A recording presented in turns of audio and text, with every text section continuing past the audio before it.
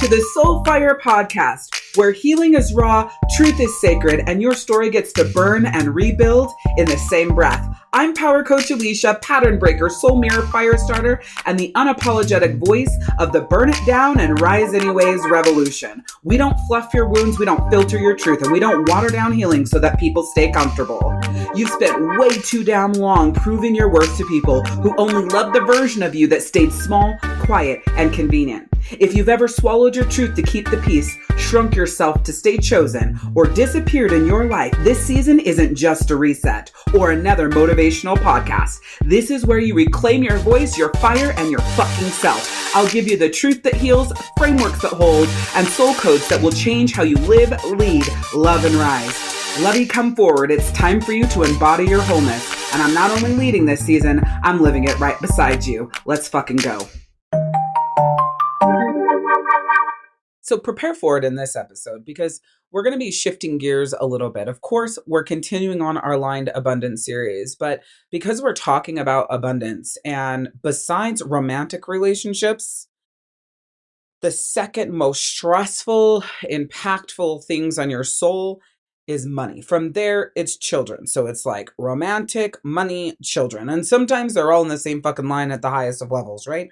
So I felt like it would be important for us to definitely discuss money throughout our Aligned Abundance series. And today's about you knowing that you're not bad with money, you're just unaligned.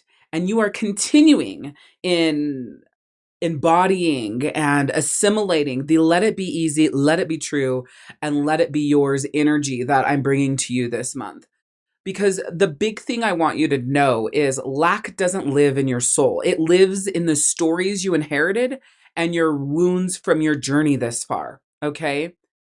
Reclaiming your worth is all about unlearning the lie that you're not worthy of ease. Because keep in mind, when we talk about having to earn ease, we are also talking about the way that you earn your money, right? The way that you operate with money. We're talking about that too, because I don't know, there's just, again, this ingrained concept that if you want to live in this lifetime that we are all in, that you've got to go to work, you've got to work hard, pay your bills, but there's this full-fledged like overlay of struggle that it has to be working extra hard.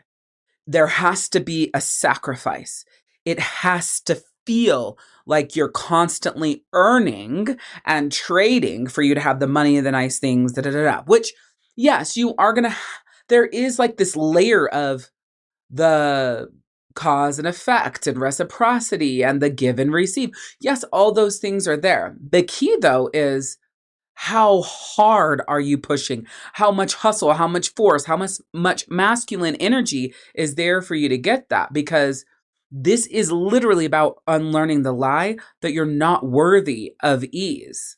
Okay. So when you also though declare, oh, I'm bad with money.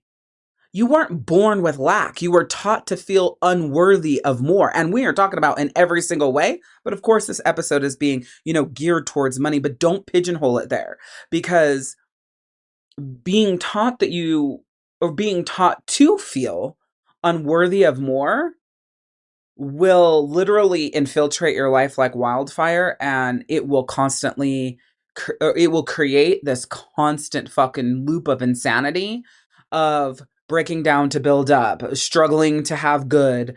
And trust me when I tell you this, I lived the majority of my life that way. And I've made a conscious decision. And it started maybe 2 years ago when I used to have a Let It Be Easy sticky on my computer. And I just realized like I'm choosing to have things filled, restricted and tight and hard and forced and, pushed and all of those things. And the must do, should do, have do's. If you've been in my world for a long time, I talked about that for a while. Maybe it's 4 years now.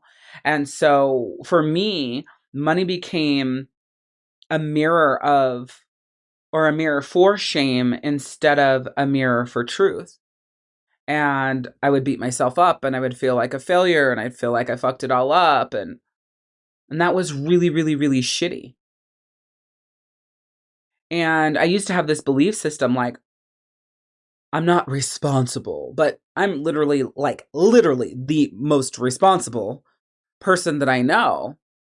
And I realized that it was never about responsibility. It's about regulation. And so I have to be very mindful about my spending because I notice that when I'm dysregulated in my soul, my spending is also dysregulated. So I have a new habit or pattern that I do is everything that I want to buy on Amazon, I stick it in the cart. Not everything, rephrase. The things that I feel like I want right now, I stick it in the cart and I let it sit there. And then I'll go back and buy things out of the cart slowly. And yes, I still have like a million lists inside of Amazon that I save things to as well, like clothes and things like that. But the active things that I feel like I want to buy right now, I put them in the cart and then I log off of Amazon. When I come back to Amazon, it could be the next day, 2-3 days later, I'll look in the cart and see, okay, am I out of my face stuff? Am I out of my, shampoo, conditioner, da da da da da? Do I actually need to order those? Because those are sitting there now because a few days ago, I'm like, oh, I got to get this stuff ordered because I'm running out, but I need to go through my shit, make sure the stuff in the cart is what I actually need, right? And then I'm reminded this morning because when I did my face, I'm out of one of my items. And so, but I still just have it sitting in the cart. I could have checked out pretty much immediately for the face stuff. But the point is like, that's where I'm holding. There are still times where I'll add things to cart and then buy it immediately, but it's because I know and it's a conscious decision and it's not a dysregulated move. It is a conscious move that I'm making. But I can spend, $1,000, $2,000 a month on Amazon without really thinking if I'm dysregulated. And I can do that while believing that everything I purchased I need. So that is something really important that I want to share with you there.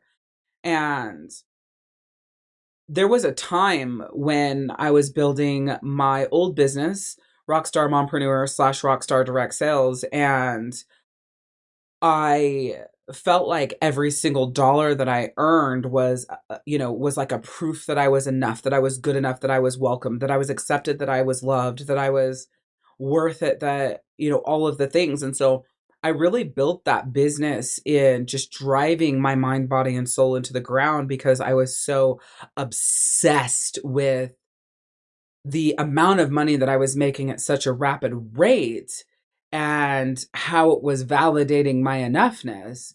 And it's crazy because if you listen to the story that I've shared here on the podcast, again, if you started episode 1 and come forward, you'll hear it all, was that I had $76,000 or something like that, and somewhere between $56,000 and $76,000, doesn't matter because that's a lot of money, in my bank account at one time. And it was like the saddest that I had been since I started my fucking business. And I always thought that if I had more than enough money to be, do, and have anything I want, that I'd be the happiest. Like I could have gone anywhere in the world on vacation. I could have drove the most expensive cars. I could have bought, a beautiful house, pretty damn close to the ocean in Florida. And like I literally had the money to do anything I wanted. And I just felt so fucking empty and so sad because I got my validation of my self-worth from, if people are paying me and showing up and spending this kind of money, then maybe I'm worth it. And that's what really, really fucked me up. And so what if it's not that you're irresponsible, but it's just that you're energetically misaligned with it? What if that is what is actually going on? Because the thing that's really, really, really important to note is that your self-worth is your strategy. It is your North Star. It is where you're being led. And so you have to pay attention to, how do you feel about yourself, regardless of what people are or aren't doing? How do you feel from its self-worth, right? How do you feel from the inside out? Because it's not how you manage your money. It's about how you manage yourself. It's also not about how you make the money. It's about how you feel while you are making it, right? It's about the journey. It's about what you're doing. It's about the lives that you're changing. It's about how you feel inside. Like if you are working in a restaurant as a server, to make ends meet, but you have a PhD or whatever the fucking master's degree. I don't know what the fucking highest degree is. It doesn't like, it's never mattered to me, but let's say you have the highest degree in a field that you say is a field that it's hard to get a job in, and and you're settling for waiting tables. You're making the money, but it just feels so empty. Like, at what cost to your soul? And you're thinking, yeah, but I have to. I've got to put a roof over my head and pay the bills and da da da da da da. Okay.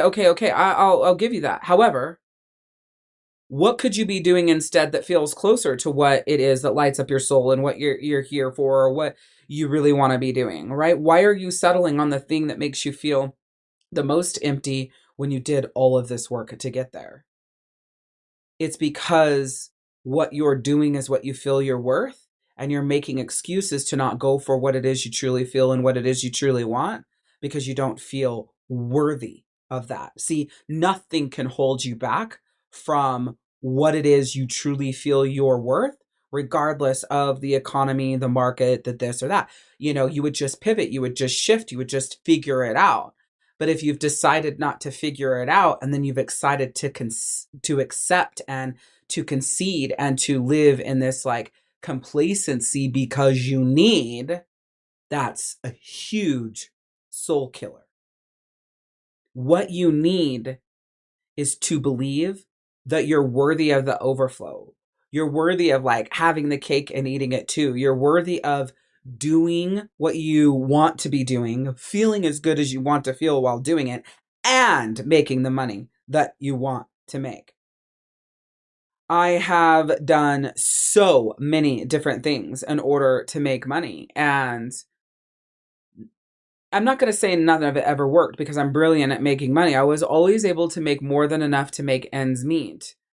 And one of the things that I've done subconsciously, and I've done a lot of work with, healers and different things, and, healing myself and all these different modalities, and just a lot of, I never wanted to build another business like my Rockstar Direct Sales because I sacrificed my mind, body, and soul, and my soul was completely dead.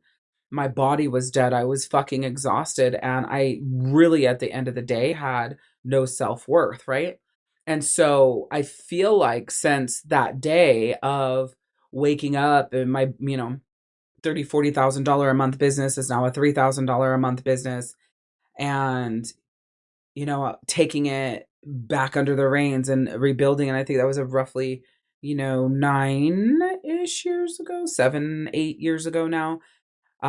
There's just been this crazy push pull inside of me because I never want to get back there again. And so I would stop myself from the success. I've never had like the gumption and the drive that I did when I built that business to build a business again, because I was afraid that if I had that gumption and that drive, that the business would, run me into the ground, and I would destroy my mind, body, and soul again. And I want something different for me, and I know exactly how I want to feel, and I know exactly how I want that feeling to move me and lead me, and how alive and amazing it is. And I'm not willing to settle for anything else, no matter what the dollar amount is now. And one of the things that I've had to work really hard on is healing my worth, but I didn't know that over the last 8 years. That's a realization lately. It's like my worth and how I feel and what this feels like inside of me is worth more than anything as I'm building, moving, creating, and changing lives. And if what it feels like inside of me is bad, I stop. And I want to like say to you is, what if your net worth can only rise when your soul worth does? What if your net worth can only rise when your soul worth does? See, because if you've ever stared at your bank account and felt shame instead of safety, then right now is your moment, because there's this shift that must happen in your soul worth in order for your bank account to reflect what you want it to. Pushing, grinding, hustling, forcing, and sacrificing at all costs is not going to get there. You're just going to continue bleeding money and bleeding in your soul. And that's one of the things that the frequency upgrade will help you with, is your energetic money healing. So I want you to think of the frequency upgrade as a channel transmission to collapse any of the scarcity codes and recalibrate your nervous system and anchor overflow from your soul up. It's your reset, it's your rhythm, it's your realignment. So again, the link's going to be in the show notes, okay, for you to go ahead and snag that up. Like, the upgrade is a powerful first step to upgrade your frequency. Like, that's literally why it's called the frequency upgrade, because that's the challenge. Your frequency needs to be upgraded so that your soul worth can shift into that, so that you can receive what it is that you want by being on the same frequency as whatever it is you want is. You cannot have what you want if you're on the wrong frequency for it, okay? And your wealth timeline, it's waiting for you. And the next part of this is I want your abundance. I want you to make abundance your embodied identity. That abundance is part of you. It just is in your soul, because it's not about how much you have. It's about how safe you feel receiving it. Listen, you might want to make $10,000 a month, but if you started making $10,000 a month today, you think you would be happy, but you're uncomfortable with that. You are only comfortable with the dollar amount you make right now, and that's why you make the dollar amount you do. So in order to make more money, you have to raise your threshold of your comfortability to that level so that you can receive it. So for me, I am comfortable making $56,000 a month, but I always associate that with my mind, body, soul sacrifice. And that's where the uncomfortability comes in. And so my purpose is now working on my soul worth being my guide as I build my business, so that when I get to $56,000 a month, I know that I'll hold that in brilliance and value, honor, respect, and love of myself. And so that's what I mean by that soul worth and that rise from that perspective. Okay. When you start treating wealth like relationships instead of like a reward, every single thing will change. Okay. So I want you to think about the first time that you received without guilt and how it rewired your entire thought process, your path, and where you are. Because when you think about that, you can do the same thing with money and have money and rewire that same money story, right? It's interesting because I have never been a person that feels guilty about the amount of money I have. I don't feel guilty that I drive a very expensive car. I don't feel guilty that I live in a big, beautiful house. I'm not a person that feels guilt that way. And one of the things, as I'm even just recording this podcast episode, is I realize that I can use the fact that I don't feel guilty about those things in order to rewire my money story. I just know that in order to rewire that money story, my soul worth also has to match that. And I'm still in this space of paying attention to the action that I'm taking, still being in value, honor, respect, and love of myself and how I feel. And most days I'm pretty good at it. I start work when I want to and I end when I don't. I adjust things the way that I need, and that's just how I move. There's no guilt, there's no mulling it over, there's no ruminating on it. It's like, how does my soul feel? What do I need? And that's how I'm going to move. I'm recording podcasts today, and I started, accidentally recording one episode before another. And the episode I was on, I had to record it in piece after piece after piece. It was really fucked up and, discombobulated. And it was like, okay, well, when I get done with podcast episodes, I guess I'm just fucking done for the day. And then, as I've been recording, it's like, actually, let me get done and let me get things scheduled. And then let me see how I feel. That's my motto, my model. Right? My motto, and I'm a Utahn, so we say T's as D's. My motto and my model. And now I know, okay, this is my motto, and my model. And I'm like, that's what I move from. Let me see how I feel, and then I'll go from there. And that's exactly what I want you to do. Because what if the money you want is waiting for you to trust yourself and for you to treat yourself with the highest levels of soul worth in order to get there? And when I say highest levels, I don't mean being at the top level. I mean the highest levels of soul worth to be on that same frequency. Regulate your receiving. Embrace the overflow. Love the overflow. Anchor and root into sufficiency, acceptance, abundance. Invest in alignment and fuck approval. Rise in clarity, rise in capacity, rise in conscious wealth. And manage yourself from intuition, lead yourself from intuition, while also acknowledging the fear. Because the fear is just like, hey, are you sure? Just acknowledging and value that fear as well. Because when you embody wealth as a divine extension from who you are, while also honoring yourself at the same time, everything is going to change. And it's imperative that you heal your money mirror by healing your self-worth so that you can receive support and money and success and what it is you want without the shame. And do it in a way where you've built systems that serve your soul instead of suppress it. In my soul chart reading and healing pathway, we're going to decode the emotional roots of these patterns using astrology and intuitive channeling so that you can stop fixing the surface and finally feel free in your soul. This is a free session.